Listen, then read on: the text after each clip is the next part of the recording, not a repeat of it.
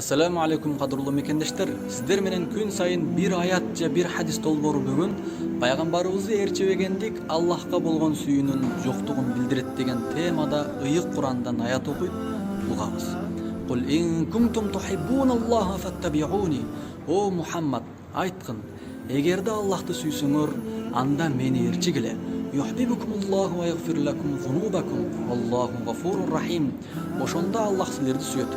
Жана күнөөңөрдү кечирет. Аллах Таала кечиримдүү, ырайымдуу. Али Имран сүрөсү 31-аят. Абдурахман Саади бул аятты мындайча тафсирлеген. Эгерде силер Аллахты жакшы көрөм, Аллахты сүйөм деген улуу мартабага жана теңдешсиз бийик даражага жетем десеңер, анда Аллахты жакшы көрөм деп эле койгонуңар жетишсиз. Бул нерседе чындыкты гана айтууңар керек. Ал эми чындыктын белгиси Аллахтын элчиси саллаллаху алейхи вассаламга ээрчип, тактап айтканда бардык абалыңарда, сөздөрүңөрдө, иш-аракетиңерде диндин негизине жана шариаттын өкүм буйруктарына баш ийип, пайгамбарыбызга ээрчүү. Кимде ким пайгамбарыбыз саллаллаху алейхи вассаламга ээрчисе, бул анын Аллахты жакшы көрөрүнүн анык экендигине далил болот. Мына ошондо Аллах да аны жакшы көрөт, күнөөсүн кечирет, ырайым кылат жана бүткүл иш-аракеттеринде аны тууралыкка салат.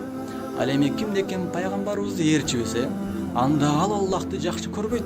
Эгерде анын Аллахка болгон сүйүүсү анык болгондо, анда бул ага пайгамбарыбызды ээрчүүсүнө түрткү бермек. Ал эми пайгамбарыбызды ээрчебегени Аллахка болгон сүйүүсүнүн жоктугун билдирет. Жана ал Аллахты жакшы көрөм деп канча айтса дагы анын айтканы жалган. Чындыгында адам пайгамбарыбызды канчалык деңгээлде ээрчисе, Аллахка болгон ыйманы да, сүйүүсү да ошончолук деңгээлде жогору болот. Келиңиздер, ар бир иш-аракеттерибизде пайгамбарыбызга ээрчигиле. Aqulu qawli hadha wa astaghfirullaha li wa lakum. Assalamu alaikum.